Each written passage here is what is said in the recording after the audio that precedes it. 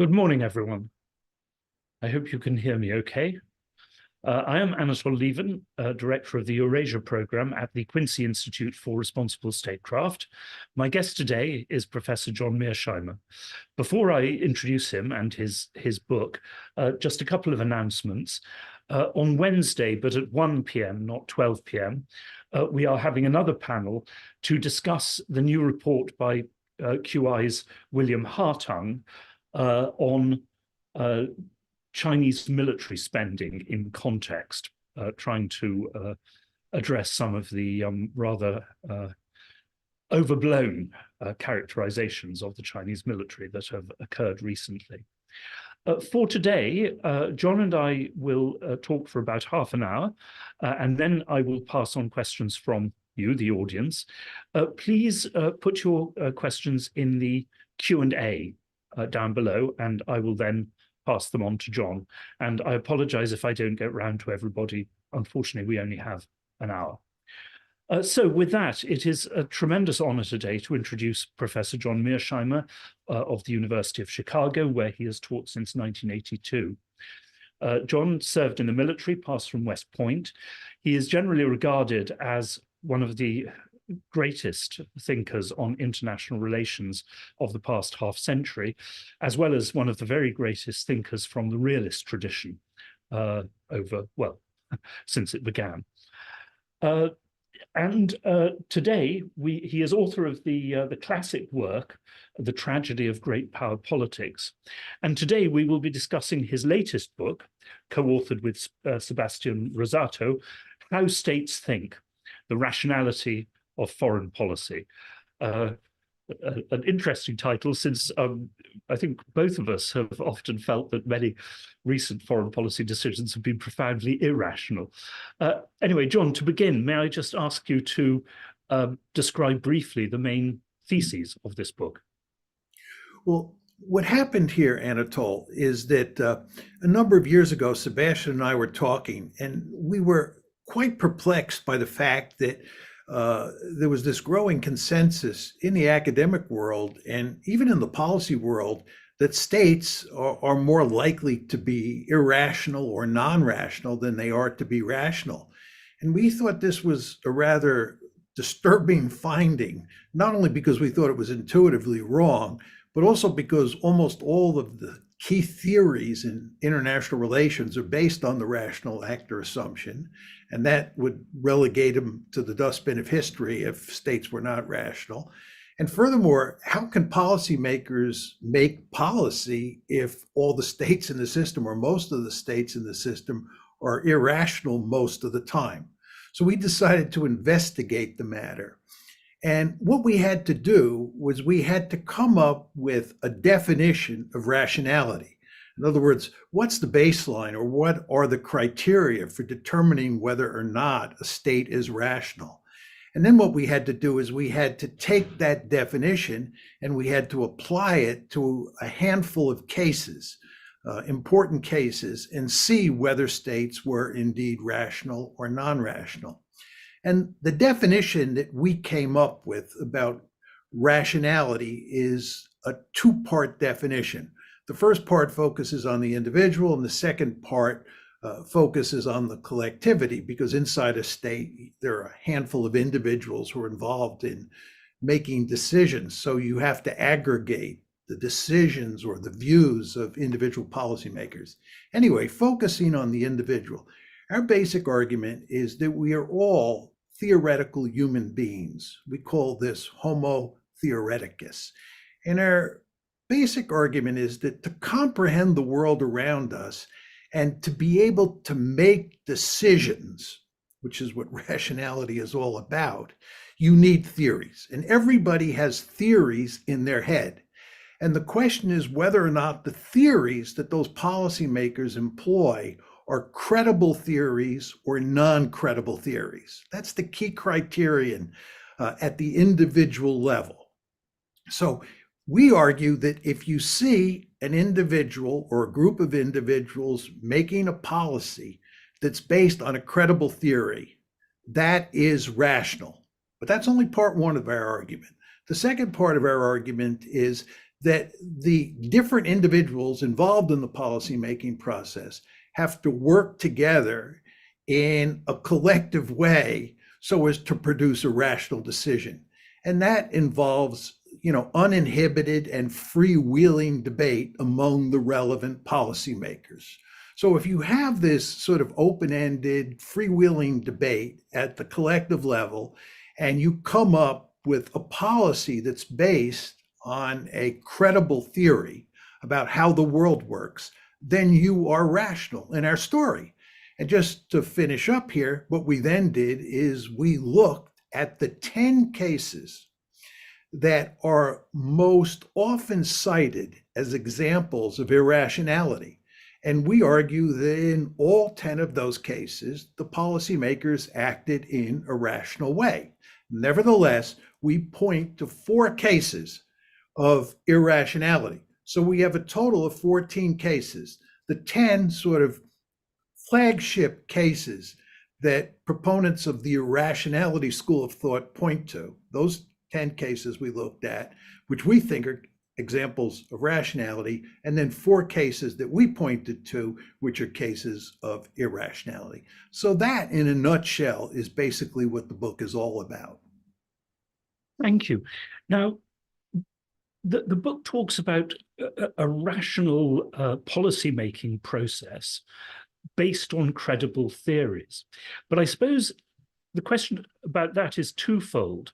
I mean, the first is the theories may well be credible to the great majority of the people, or even all the people making the decisions within a particular state or policy framework, while being incredible to the rest of the world and possibly not actually corresponding to reality. The other question would be if indeed the basic premises or goals of the policy, and at one stage you actually, if I remember rightly, say that the policy-making process is not the question. The rationality of the process does not address the question of ultimate goals. But if there is something profoundly flawed about the basic goal, can the policy-making process be described as wholly rational? And I'm thinking of one very extreme case here, which is the Nazi vision for a racial empire in Europe. A softer, but nonetheless, I mean, not, shall we say, what did Hirohito say in 1945? Not unconditionally successful one, was the Wolfowitz Doctrine of 1992, setting out the aim of universal and permanent US hegemony in every region of the world.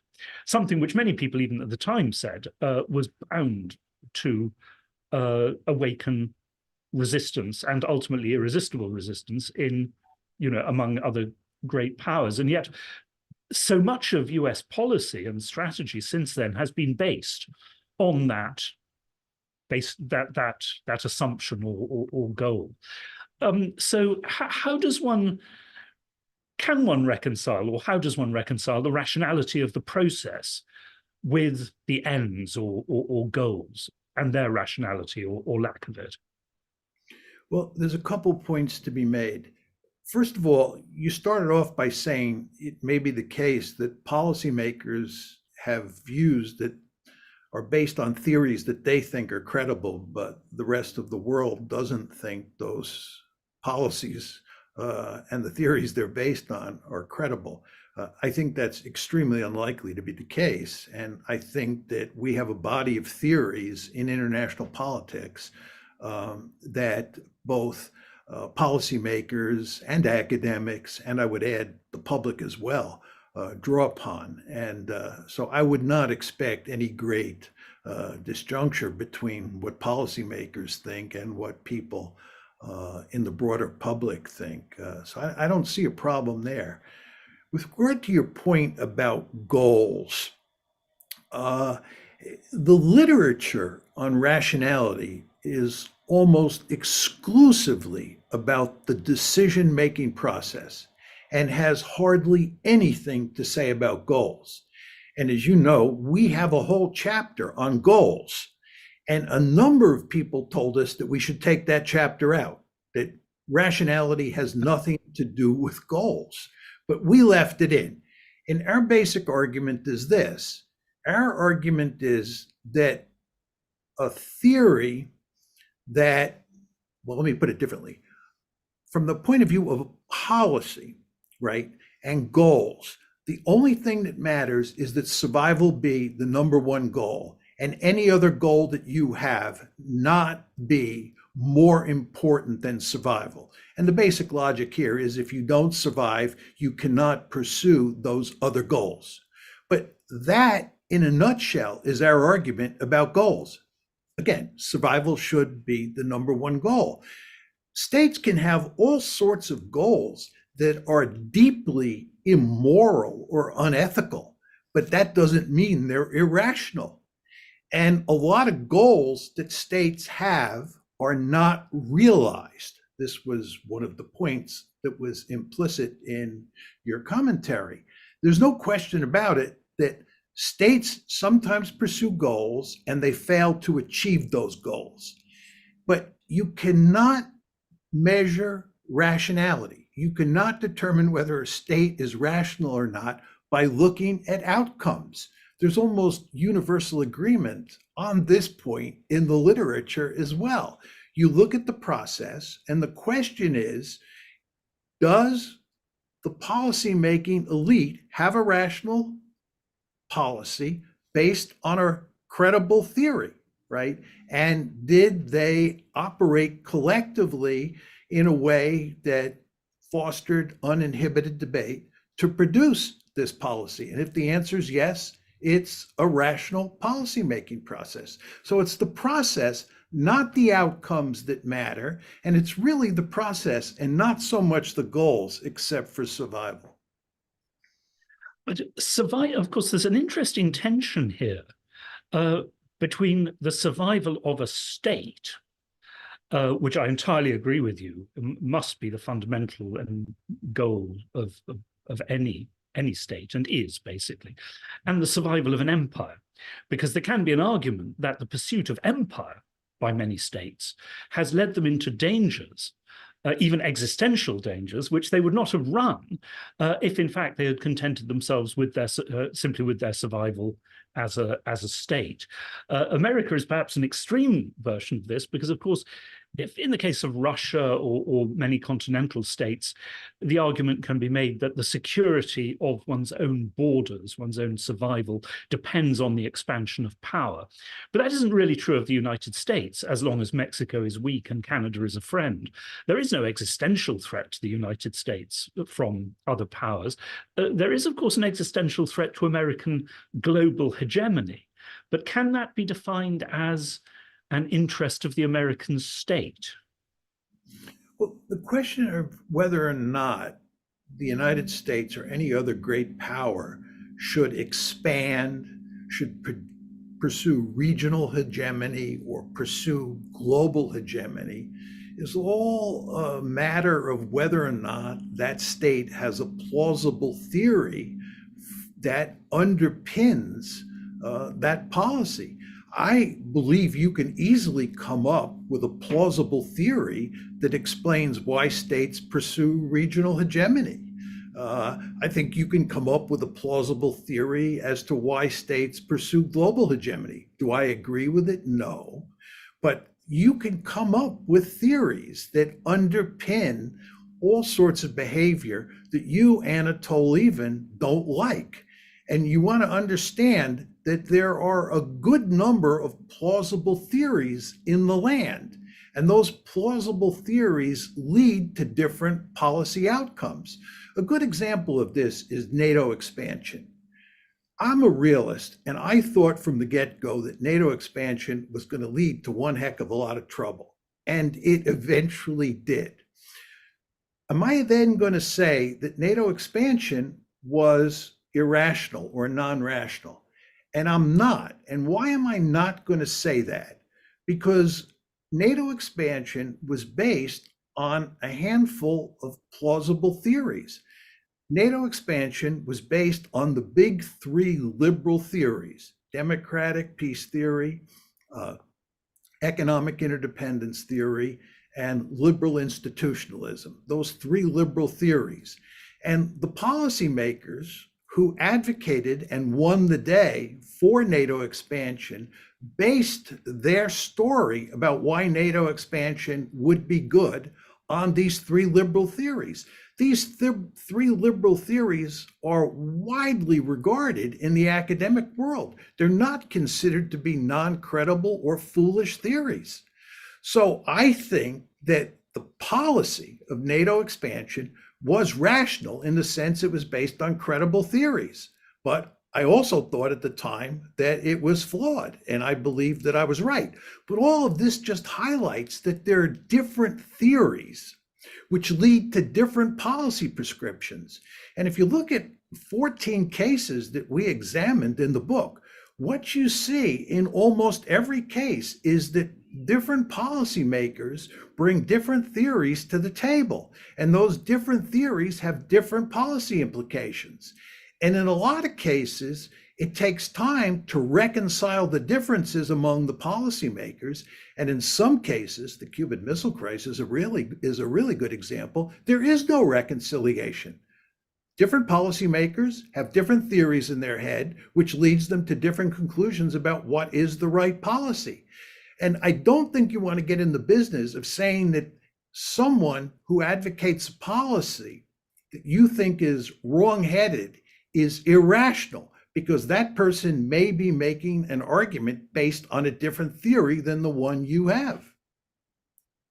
But so when it comes to NATO expansion, you would, I think, also agree that by the same token, the Russian establishment's decision to push back very hard against NATO expansion to Ukraine and Georgia was also rational, given the premises on which they were basing their policy. Oh, no question. I mean, we start the book, as you know, by talking about Putin, and it was commonplace, certainly after February 24th, 2022, to make the argument that Putin was irrational and that it was completely crazy for him to invade Ukraine. I think this is not the case at all. I mean, Putin went to great lengths to tell us that NATO expansion was unacceptable. He tried to solve the problem diplomatically. We refused. And what he effectively did in February 2022 is he launched a preventive war. It was a preventive war to prevent an outcome that he considered to be an existential threat. And, you know, a lot of people think that he was, to some extent, really taking a leap in the dark, that this was not a guaranteed victory.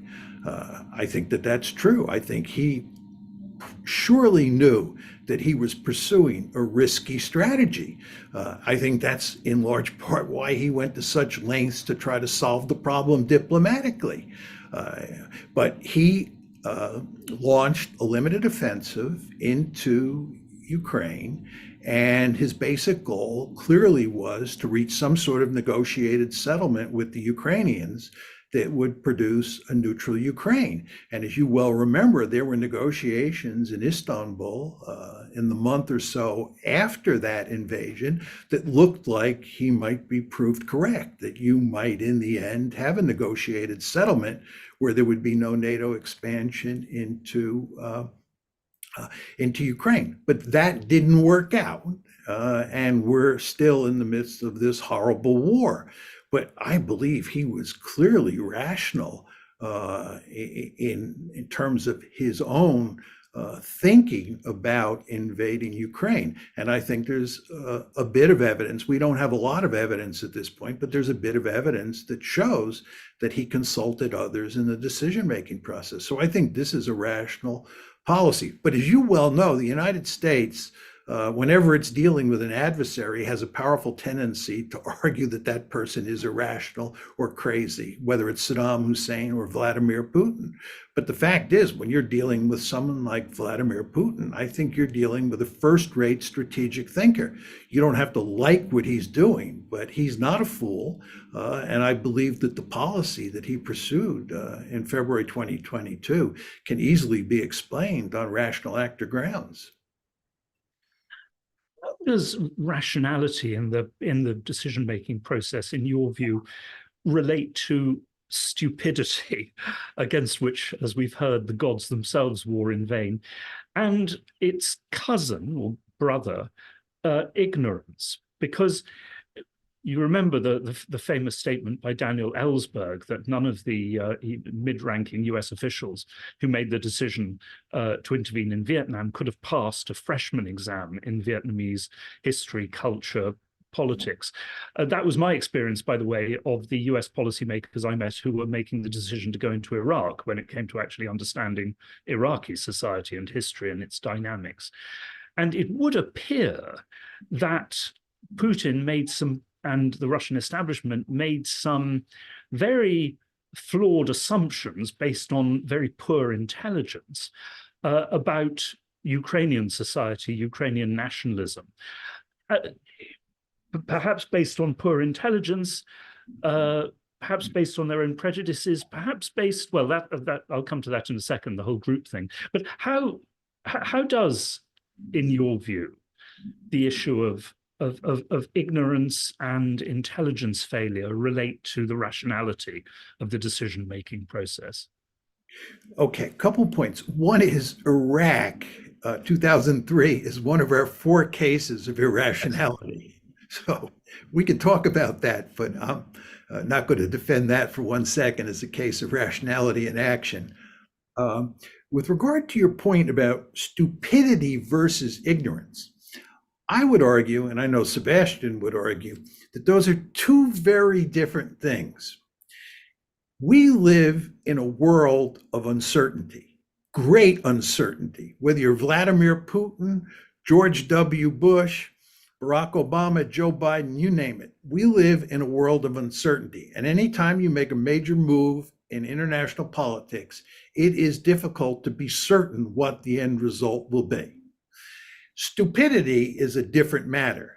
That's a case of just dealing with dummkopfs, people who really don't think things through.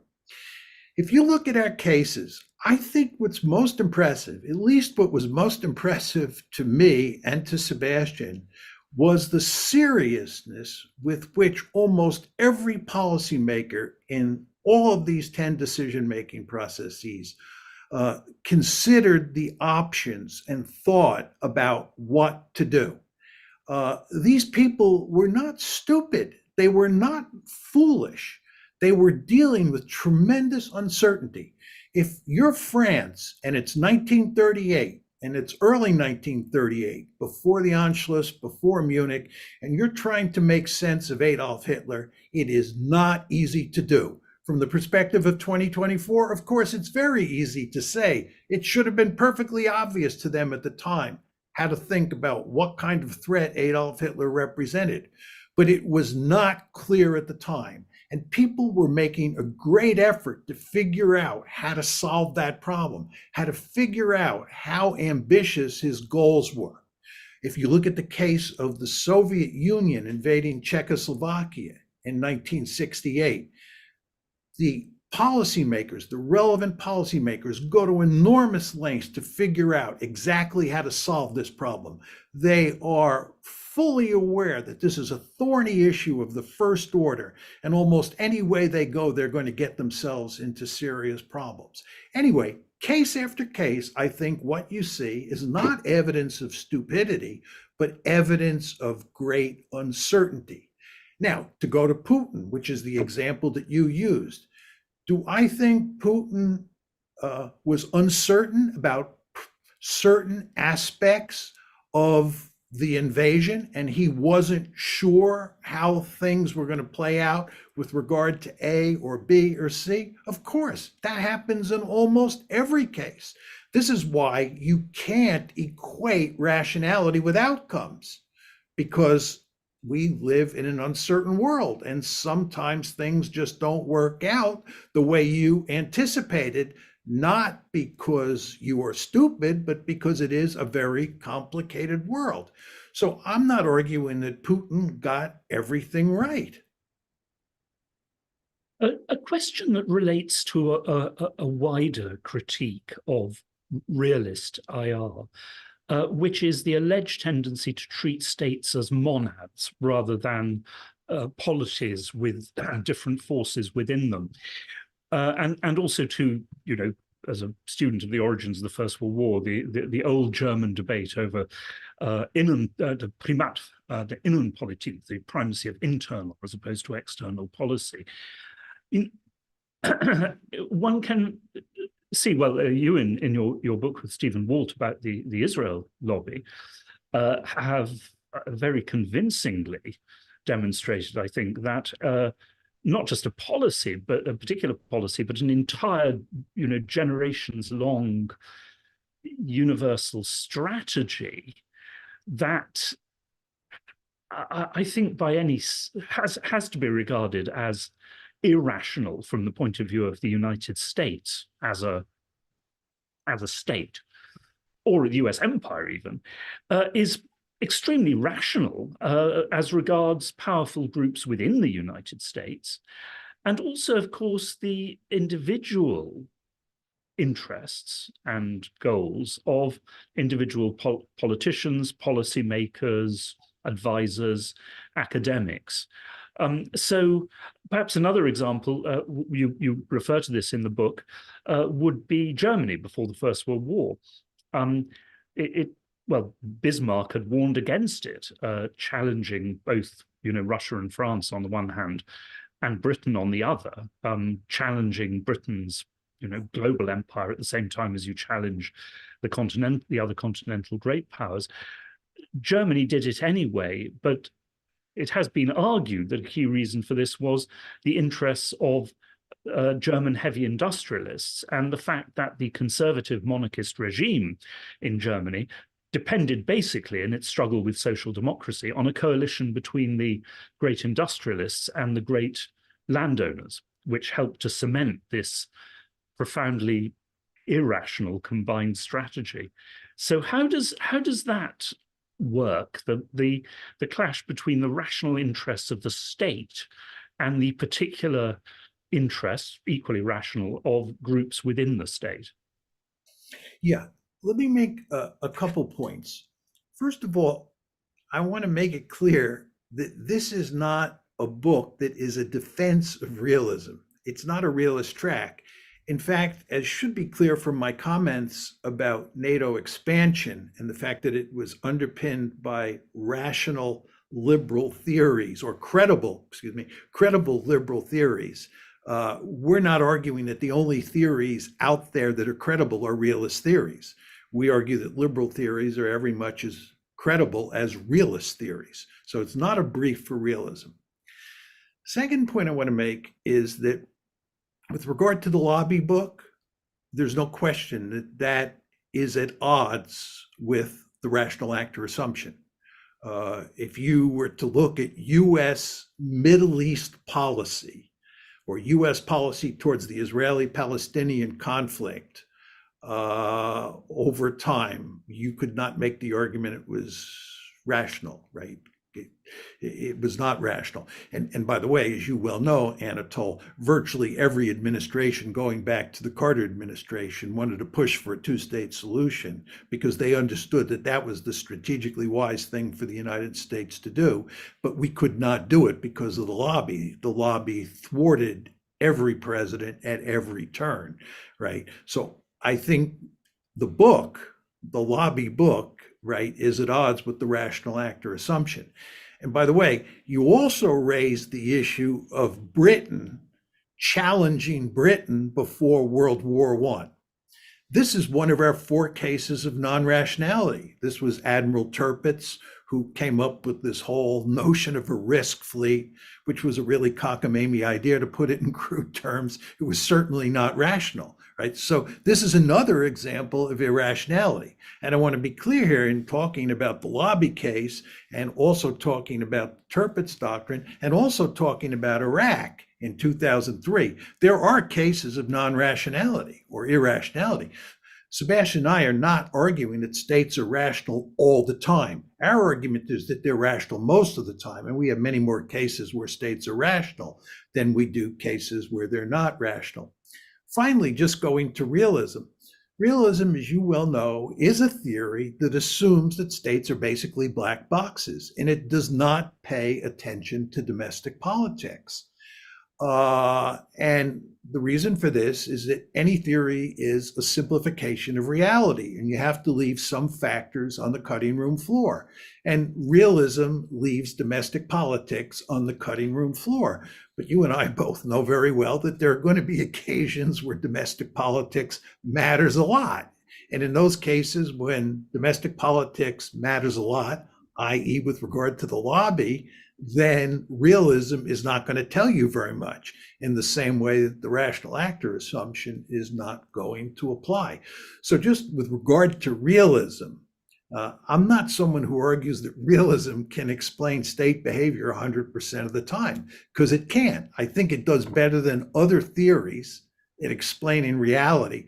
But my intuition, and I want to underline the word intuition, is that it gets it right about 75% of the time. But that means that realism is wrong 25% of the time. A lot of people say, oh my God, this is horrible. It's wrong 25% of the time. I would remind those people that we live in a remarkably complicated and uncertain world. And in a remarkably complicated and uncertain world, when you're making simplifications, which is what theory is all about, there's no way you can avoid getting it wrong, some reasonably large number of times. That's just what I always told my own students. And I always push back ferociously against the use in academia of parsimonious as a compliment, or, the idea that the argument that is the most narrowly and exactly based in every case on a universal theory is somehow an advantageous one. Always seemed to me, including as a former journalist who had some opportunity actually to see how events really played out, always seemed to me an abomination in addressing how the world really works. But anyway, I agree with you on that. To go to questions, we have a question about groupthink in decision making, something which is very evident in Washington, D.C. But it seems to me that in a way, Ben Rhodes coined this term, the blob, in terms of a certain degree of universal groupthink in Washington, D.C. But it seems to me that every major power, or every power that thinks itself as a major power, has a blob, and that to some degree or other, every blob operates according to somewhere between a theory and a doctrine, a standard operating procedure, and of course has to a degree, because you can't, make up your mind, completely afresh on a blank slate. But what are the, well, I suppose it gets back to the original point. How far, you described a process when, a rational policy making process involves, a plurality of voices, of advice. The ultimate decision makers listen to that advice and choose between it. But what if you have a situation in which the entire apparatus is giving one set of advice based upon a doctrine which is simply wrong? Well, we found that there are three general patterns in terms of how the policymakers interact with each other inside the room. Sebastian and I used to talk about what happens inside the room. One of our findings was that basically in every case, it's a rather small number of people who make these key decisions, both in crises and in terms of formulating grand strategy. And what we found was that there were three patterns. The first pattern is that there is no agreement among the policymakers. And nevertheless, after debating the issue, they reach agreement, okay?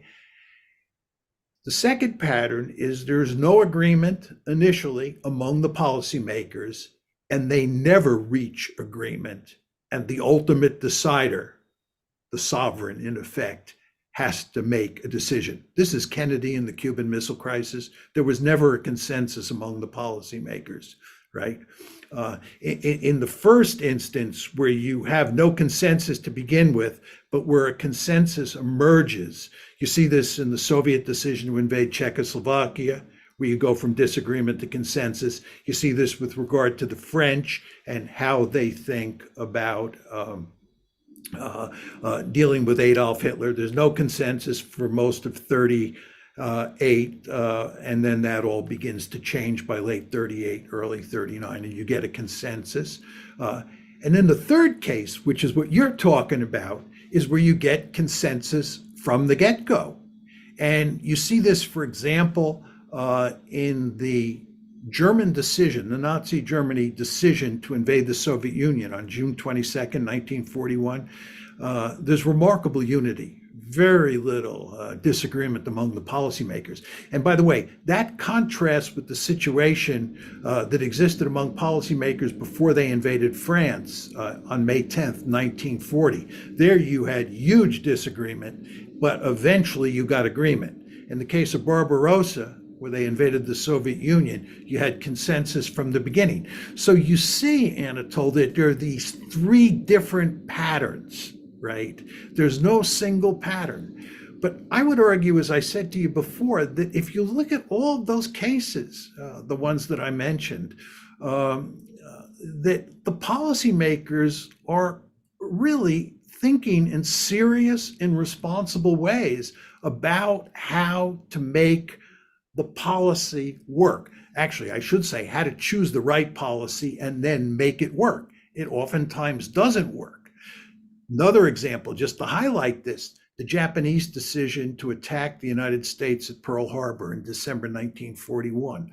Most people think that this was a case of irrationality for sure. How could it be otherwise? Look at what happened. Again, you don't want to look at outcomes. I would argue that if you look at that decision closely, it's really quite remarkable how strategic the Japanese the Japanese policymakers were. They understood full well the risks that they were taking. This was not a case of irresponsible or stupid decision makers not thinking through what they were doing. They viewed themselves as being in a desperate situation where they had no choice, but in effect, to pursue an extremely risky strategy. They understood full well from the get-go that attacking the United States at Pearl Harbor was extremely risky. They simply felt that they had no choice. I won't go into the logic that underpins their thinking, but I actually think their thinking is quite impressive, despite the fact that it ended in disaster. So the point that I'm trying to make here is that not in every case, but in almost all the cases or most of the cases that we looked at, what you see is that policymakers are very serious, and whether they agree or disagree depends on the particular case.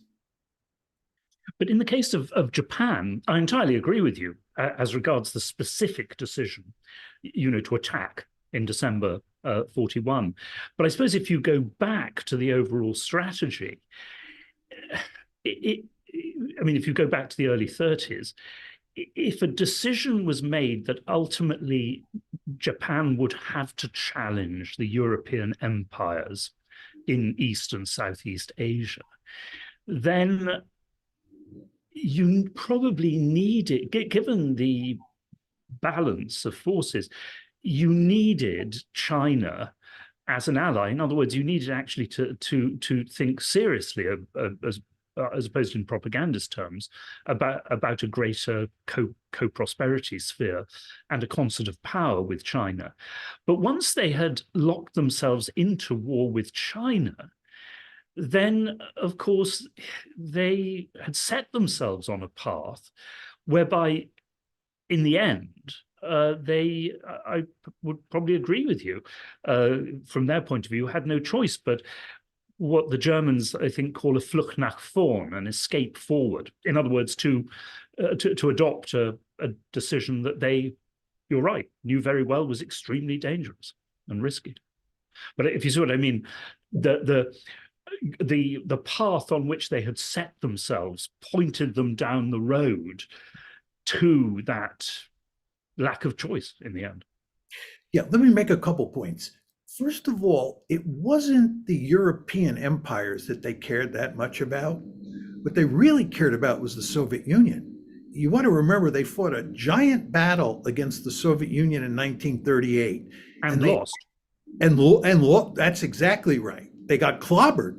And then in 1939, the Japanese fought a war because you had over, 1,000 battle deaths. There was an actual war in 1939 between Japan and the Soviet Union, and the Japanese got clobbered again. So the Soviet Union was the real problem for them in the area. Now, you say they should have had China as an ally. The problem with China is it was in the middle of a civil war. It was a basket case. It was not a meaningful ally in any way, right? And what they did, as you know, in 1931, is they cleaved off Manchuria. And then in 1937, they ended up in a war for northern China. This was beyond Manchuria. First of all, the Japanese did not want that war. I believe that the Chinese started the war. I think Chiang Kai-shek is principally responsible for what happened in 1937. But let's assume that I'm wrong there, and the Japanese get into this war on the Chinese or in China on the Asian mainland in 1937.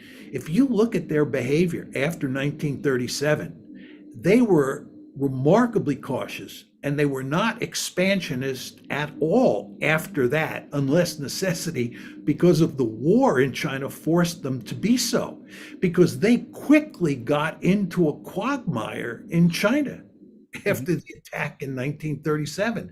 So they were in no situation, they were not in a situation where they could be highly aggressive. And if you look at their decision to invade northern Vietnam in 1940 and then southern Vietnam in 1941, they did it reluctantly. They got permission from the French, and they were not doing it for any reason other than to try and shore up their position inside of China.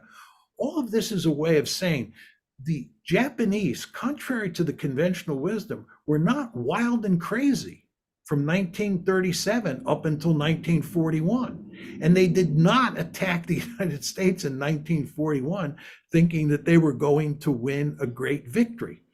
The problem that the Japanese faced is that starting in 1940, and certainly in 1941, the United States put economic embargoes on them that were basically strangling Japan.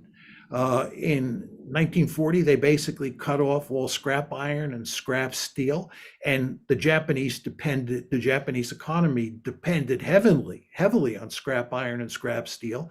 And then in 1941, they put an oil embargo on Japan, and there was no way that Japan was going to survive that because it was so heavily dependent on imports of oil from the United States. And by the way, the reason the Japanese were interested in creating a co-prosperity sphere was to ameliorate this problem.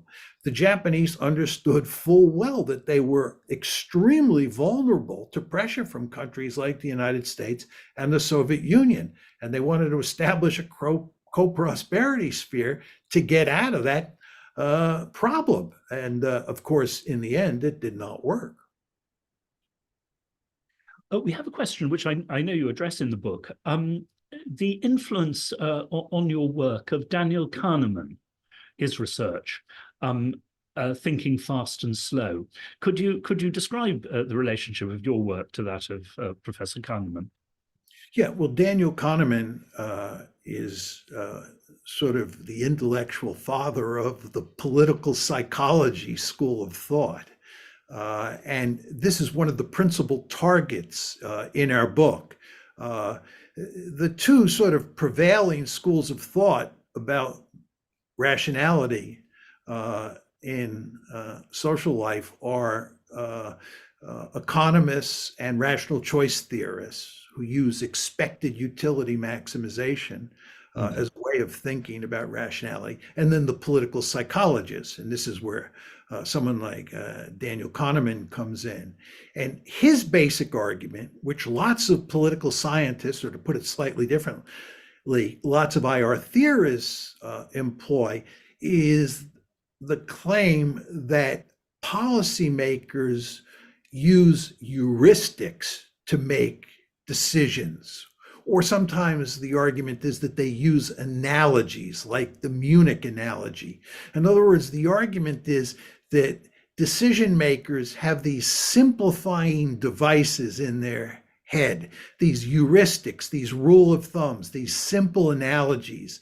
And that's what they rely on to make decisions in crises or for purposes of formulating grand strategy. Our argument is that you can find zero evidence of this in any of the cases that we looked at. Look, international relations is a deadly serious business. We're talking about the security of a state, the survival of a state. When policymakers get into a crisis or when they're trying to formulate a grand strategy, they go to enormous lengths to try and figure out what the right strategy is.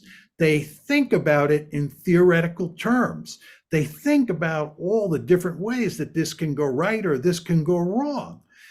To argue that they use simple heuristics, they use simple rules of thumb, that they use like the Munich analogy, I think doesn't make much sense at all. And I think when you look at the evidence, you just don't see any hardly any evidence that the Munich analogy really matters that much, or this heuristic or that heuristic matters. What you see, I think, is that people employ theories to make sense of the world so that they can comprehend the world out there, this incredibly complicated world, so they can comprehend it and then make a decision.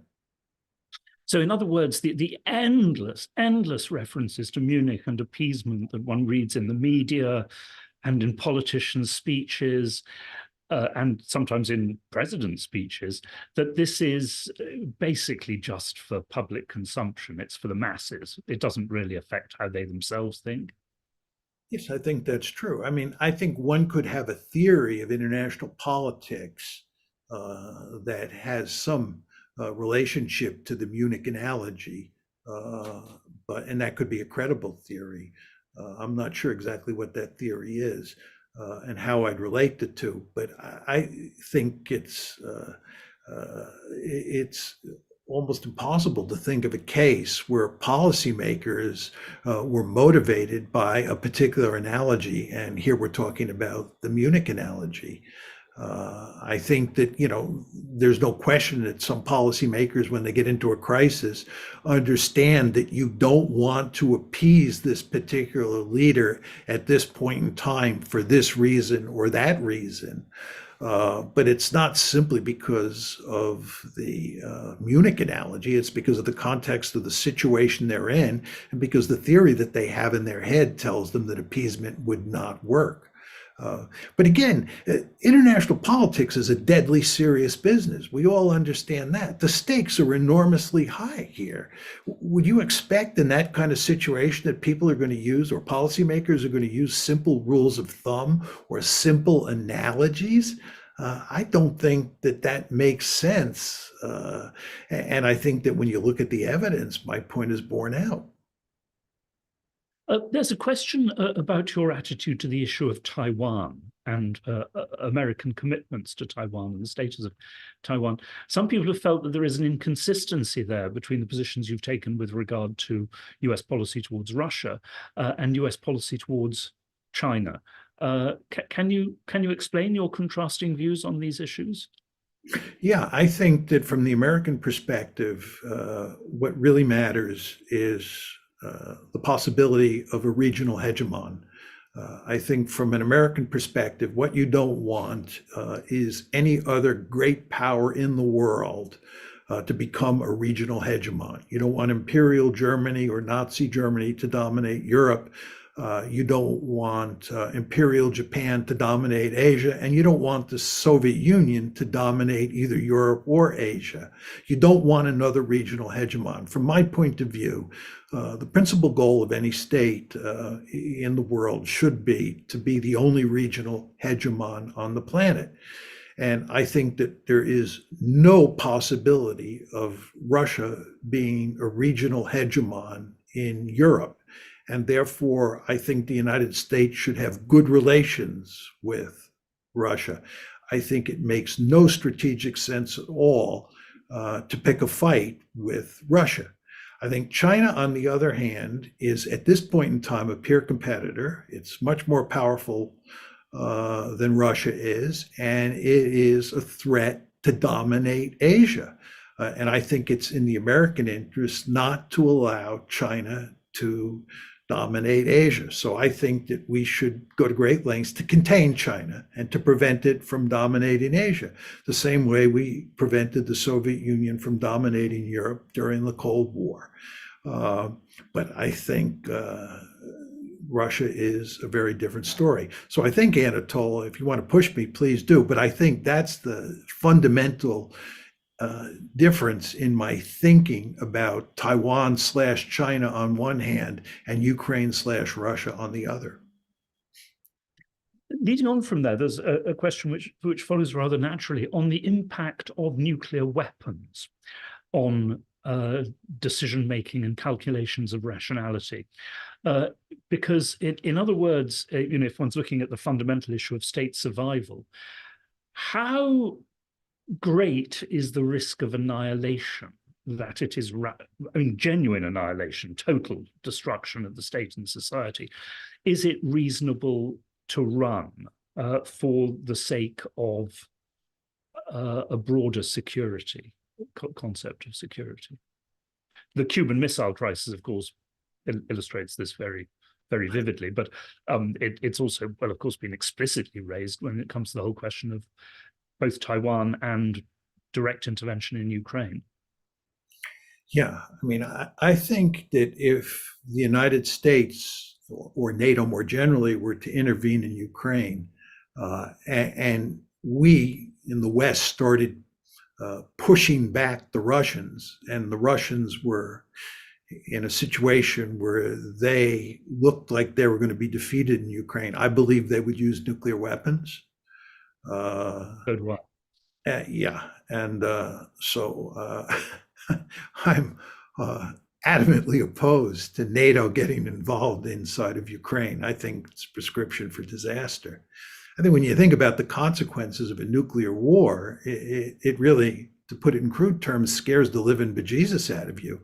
And as I always emphasize when I talk about these issues, thankfully, we've never had a nuclear war.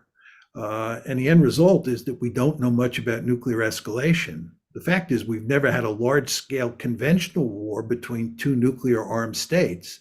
And we don't know what would happen in terms of nuclear escalation if two conventionally armed states got into a conventional war, as to whether that would escalate to the nuclear level or not. So I'm fully aware of the dangers here. With regard to China, I think the dangers are there as well as they are in Ukraine. I think that it is possible that you could have a war over the South China Sea, you could have a war over Taiwan. I think that war would almost certainly start as a conventional war. I find it hard to imagine the Chinese or the Americans using nuclear weapons initially in a conflict between the two sides. But if a conventional war broke out and one side was losing, if the Chinese were losing and this war was taking place right off their coast, and the Americans were pounding the Chinese mainland, do I think that the possibility of nuclear escalation would be real? I certainly do. So I think this is a very dangerous situation in Taiwan and in the South China Sea. And with regard to the US-China competition more broadly. Now, I have a number of friends who believe that the risks of nuclear war are sufficient enough that we should just back off, not defend Taiwan, not defend the South China Sea because of the possibility of nuclear war. I think, to go back to the book, I think that's a rational argument. I think you can make that case on sound theoretical grounds. And I think the people who make that argument, who are friends of mine, are very smart. So I'm not saying these are foolish arguments. It's an argument that I disagree with. I think it's important for the United States to contain China. I'm not interested in rolling back the Chinese. I'm not interested in a highly aggressive foreign policy against China. I want to contain China. And I am willing to defend Taiwan and to defend the South China Sea. And I can lay out a theory that explains that. But the fact is, as the questioner points out, there are risks involved in this, and I'm willing to live with those risks. Am I going to sleep well at night knowing those risks are out there? Absolutely not. And this just highlights to me what a dangerous business international relations is, and why it's so important that policymakers behave in a rational manner. A question about credibility, a word that comes up again and again. In the case of the British Empire, I believe it used to be called the prestige of the British name. In other words, is it rational to fear that a withdrawal or compromise in one part of the world will lead to the emboldening of rivals or enemies elsewhere and produce a general collapse? Of course, we heard that we heard that about the withdrawal from Afghanistan. We heard about Vietnam. Now we're hearing it in Ukraine. What is your view of that? I think that you can make a rational argument. I think it's wrong that pulling out of one particular conflict, potential conflict situation, or pulling out of a war will have negative effects in other areas. I think you can argue both sides of that issue. I was recently at a conference and we talked about the Taiwan issue. And I made the argument that if we were to abandon Taiwan and to abandon the South China Sea, this would have hugely negative effects on our relationship with Japan. The Japanese would no longer trust us. Our reputation would be damaged. Our credibility would be damaged. That was the argument that I was making. And there were people who were arguing, again, smart people on the other side of that debate, that the United States could abandon Taiwan and the South China Sea, defending Taiwan and the South China Sea, and make it clear to the Chinese that Japan was a different matter, and make it clear to the Japanese that we had their back and that we would put our security umbrella firmly over their head. And they argued, in fact, that after having pulled out from defending Taiwan and the South China Sea, that our commitment to defend Japan would probably look stronger than ever to the Chinese. So we wouldn't really have a problem, and you, John, are wrong. So this debate went back and forth.